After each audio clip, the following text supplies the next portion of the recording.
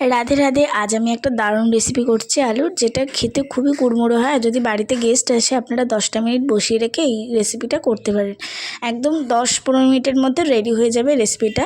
প্রথমে আমি আলু একটা নিয়ে ভালোভাবে ধুয়ে নিয়ে পাতলা করে একদম স্লাইস করে নিতে হবে, যাতে যখন ভাজ করব তখন যেন কোনো না হয়। বেশি মোটা করলে কিন্তু ভাজ হবে না, মাঝখান দিয়ে ফেটে যাবে।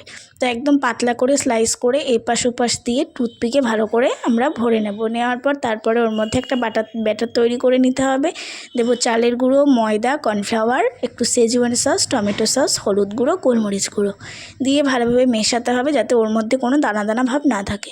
দানা দানা ভাব থাকলে কিন্তু যখন আমরা ব্যাটারটা আলুর উপর দেবো তখন ভালো লাগবে না, ওটা তেলে দিলে অতটা টেস্টি হবে না। তাই অল্প করে জল দিয়ে হাতের সাহায্যে একদম সুন্দর করে আমাদের আগে চামচ দিয়ে ভালোভাবে একটুখানি মিশিয়ে তারপরে ব্লেন্ডার দিয়ে ভালোভাবে ব্লেন্ড মানে ওটা করে নিয়ে একদম ব্যাটারটাকে পুরো একদম স্মুথ করে নিতে হবে, যাতে ব্যাটারটার মধ্যে কোনো দানা দানা ভাব না থাকে। একদম ঘনও হবে না, আবার একদম গাঢ়ও হবে না। গাঢ় হয়ে গেলে জিনিসটা অতটা আবার ঘন গাঢ় কোনোটাই না, মাঝামাঝি দিয়ে ভালোভাবে করে একটা আলুর ওই টুথপিকে নিয়ে আলুর মধ্যে নিয়ে ওর মধ্যে ভালোভাবে ওর মধ্যে ভরে দিতে হবে। না হলে যদি উপর দিয়ে শুধু দিই তাহলে কিন্তু ভিতর দিয়ে টেস্টি লাগবে না। তো এই ভিতরে ব্যাটারটাকে যাতে যায় ভালোভাবে একদম মিশিয়ে নিতে হবে।